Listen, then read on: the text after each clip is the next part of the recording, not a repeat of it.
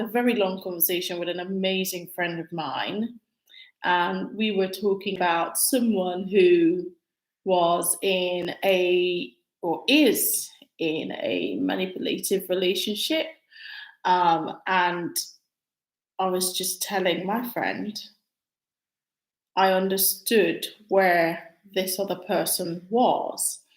Um, I think it's very hard to be the friend of someone who is in such a relationship, because if you've never experienced it before, you think, why wouldn't they just leave? Why not just leave? Especially when you have so much going for you. Usually, the person who's in a manipulative relationship is good looking, smart, whatever else, talented, etc., has a great job. And that's not an accident, because manipulators tend to go for shiny things. They have magpie syndrome. They would always want to go for anything that would um, improve their own self image. Therefore, they want to be associated with the best sort of people. They usually go for pretty or very handsome people. They would usually go for people who have a high status in society. So they're drawn to successful people, right? So manipulative people are drawn to very successful people, which is why when these same people that they're drawn to, who are good looking, successful, whatever, are now in relationship with them and are being mistreated, mishandled, mismanaged, the friend of this person is like, why not just leave? You can do so much better.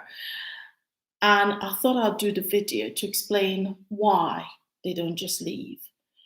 You see, the people who manipulate, and I don't mean, I think everyone sort of manipulates on some level, on a very, even if it's on a seemingly innocent level, the type where you always want the people you love to see the best of you, where you just want to look good to your friends and family. That's not what I mean. That's not the kind of manipulation we're talking about. I mean the systematic pursuance of another human being in order to control them. That is the kind of manipulation I'm talking about, and that is evil. In the Bible, is evil. There are no two ways around it. No one human being should seek to control another, either overtly or indirectly, by making them feel like they've always got to do something to get your good side, by trying to make them feel bad about themselves, with your moods or whatever, or even your comments, to try and break them down. That's just evil. And people who do this sort of calculated manipulation, are usually people who are very damaged themselves.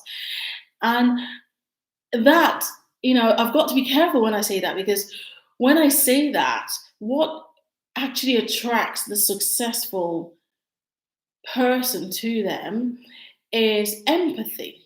Okay, so you have the narcissistic personality, the histrionic personality, and you have the one who's empathetic, who's thinking, I want to see the best in this person.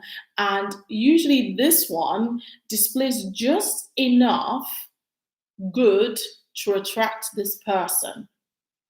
Okay, and then what happens is they begin to systematically, and it's very systematic, it really, really is, it's very systematically break down the defenses. They will typically lure that person into keeping a secret, even an innocent secret, even if it's just keeping this relationship quiet. They lure that person into doing that for a bit, and then they will begin to just test boundaries very gently. They will pretend to be everything this person wants. They pay very close attention to everything this person is saying, and then they mimic. Basically, they are like shapeshifters. If someone of that personality is with a Muslim, they will convert to Islam. They would be pretty much Islamic. If they're with a Hindu, they would know and do all things in the Hindu religion to fit, right? And therefore, because they tend to actually be very, very smart, therefore they were or worm their way into this person's life. And then this is where it becomes very hard and very insidious, is they begin to push the boundaries. They begin to chip away at whatever that person is not confident about. I mean, if the person is worried about their weight, for example, if the person has mentioned innocently to the person they're in a relationship with, oh, I'm finally happy with my weight. I worked really hard. I was a fat kid or an overweight kid, and I worked really hard to get to this size. You will find that this person will begin to make comments whenever they see the individual, whenever they see your friend, they will begin to make comments like, oh, are you eating again? I thought you ate earlier. Oh, you must be enjoying that food. Oh, wow, second helpings. You see, that's designed to make that person uncomfortable. And then it goes on progressively from that to verbal abuse, very outright verbal abuse. And as a result of it, but if they would just come straight out and do something really awful immediately, it would give your friend the chance to go, what? No. But they infiltrate gradually. They lower the barriers and the standards of acceptable behavior very, very gradually.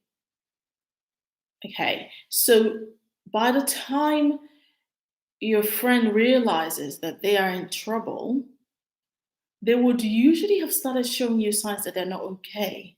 They might find it difficult to meet your eyes because they can't quite articulate. Nothing has happened that is terrible enough to warrant them coming to you, but their own sense of being okay has begun to chip away, but they can't quite put their finger on it. And by the time usually this person who has orchestrated this whole strategy has revealed their hand, it's usually when they have got your friend in a position where your friend feels, gosh, it's quite difficult to walk away now. Usually they would have made some sort of commitment together, they would have purchased something together, your friend might be pregnant or whatever. Okay.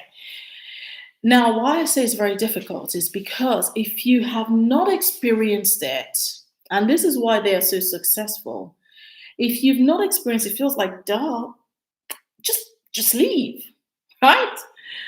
Um, but because their sense of reality has been so tampered with, they will find it usually quite difficult to decide that what is happening is bad enough to just walk away, because the ill treatment usually goes hand in hand a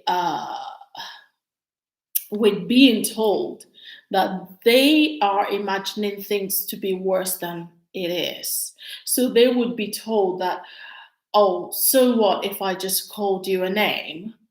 Everyone calls each other names, you know, or oh, well, at least I'm with you, even though you read too much. You see, they would usually chip into or tap into that thing that the person is sensitive about. And they would usually have tried to distort reality, which is called gaslighting. Gaslighting is a very common term made famous by the Hitchcock, or is it Hitchcock movie? Some movie anyway, where someone kept turning on the gas and turning it off and telling the other person that they were imagining it, right? This happens very commonly. Two people will have an argument, and very hurtful things to be said by one party to the other, and 2 days later, this person is still very hurt, but that one will go, well, you called me names. And this person who's hurt is thinking, I never called you names. Instead, you called me names. And this happens I've seen it. I have seen it. Where it has actually happened to me once, where someone, well, more than once, but we shan't go into that. It has actually happened where you're having a conversation with someone and then suddenly an insult is hurled and you're like, what? how dare you say? And the person goes, yes, I'm this, but you're this too. I'm like, no, I never called you that. Can we not just speak like adults?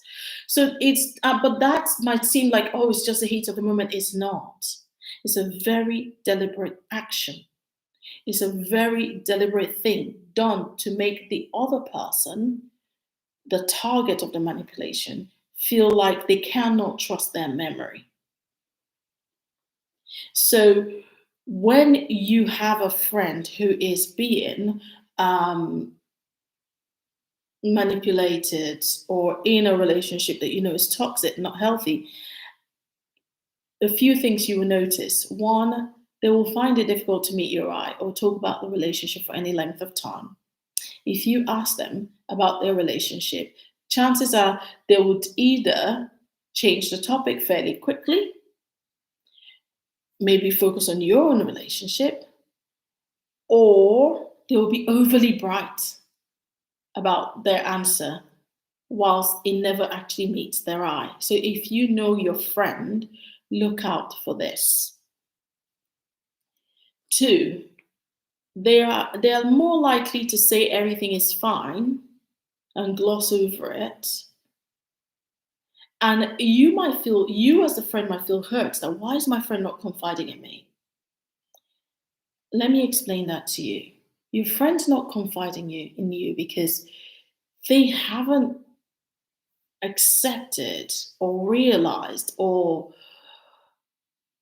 been objective yet about their situation, about what they're going through. And that's not entirely their fault. It has been orchestrated so that they are made to feel that whatever turmoil they're feeling because of what they are going through, which their spirit knows is wrong, they have been made to feel that they are exaggerating it. So, and that is done on purpose. It's done to dissuade them from ever talking to people about it. Because surely, if I let you know that what I'm doing to you is very bad, then you're going to go talk to people, and then when you talk to people, people are going to go like, "What?" So therefore, what the manipulator does is make you feel like what they've done is not that bad. Therefore, you'd be silly to talk to anyone about it. Therefore, they can continue in this guise of everything is fine and they maintain control over the person.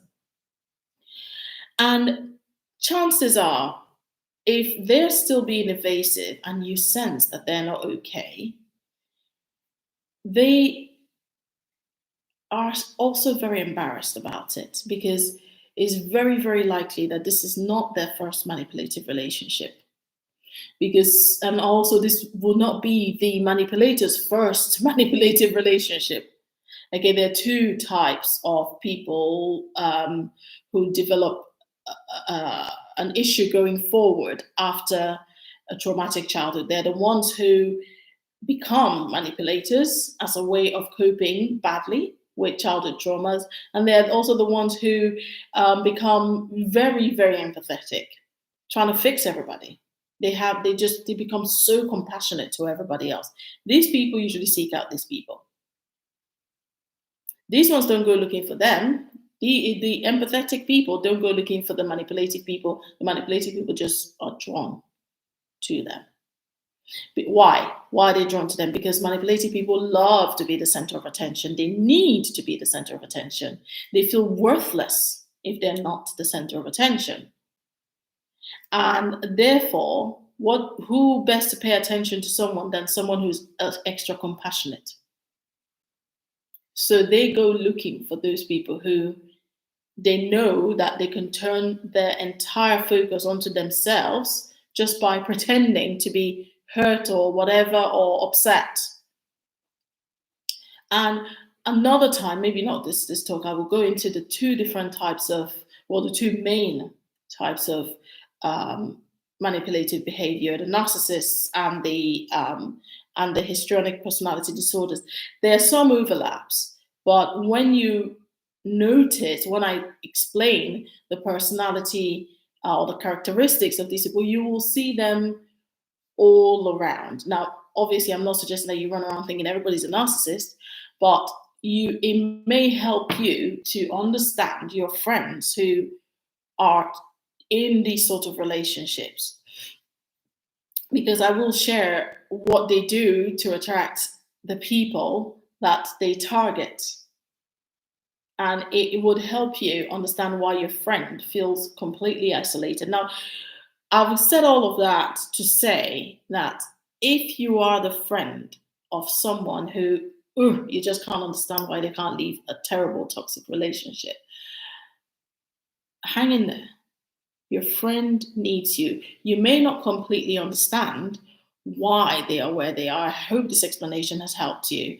But what I would say is that your friendship, the times your friend meets up with you, even if she doesn't share everything that she is going through, even if she doesn't finally open up and say, listen, my spouse, or even if he doesn't go open up, say my wife or whatever, even if they don't open up finally to you immediately to say my partner is terrible to me, blah blah blah blah blah, they really really appreciate your presence. Don't pull away from them just because you cannot understand why they are in a relationship where they're not happy. If you sense that they're not happy, the best thing you can do, what your friend needs you to do, is be there. You are their lifeline to normality. You are their reminder that there is something good about themselves. Because when someone's significant relationship is very toxic, chances are they will begin to feel that they themselves are somehow tainted, that they don't deserve good things, that good things can't happen to them. Now, we know, I'm sure if you look it up, there must be, links to people who have been through these sort of relationships and then had healthy ones. We know that it is possible to come out of this, have a lot of self-work, and have a healthy relationship, but it just doesn't feel like that when you're in the middle of it. And that is why your friend really needs you to be there. Don't pry, don't push. You could ask, you could say, are things okay? Because I suspect that, this guy, this woman is not what they seem they are, what, the picture they're painting. You could ask that. In fact, you could ask it twice and then back off. Maybe ask it again in another 2 months and see. But in the meantime, be there. Be there for your friend. They need all the good friends. They don't need the gossipy friends. They need the good friends to be around them. Anyway, I just felt I had to come and share that because I felt there was a reason that that conversation was had today. And if you are the person in the manipulative relationship, then it does get better. It will get better. And you will be happy. You will be happy. Hang in there. One day you're going to get out of it.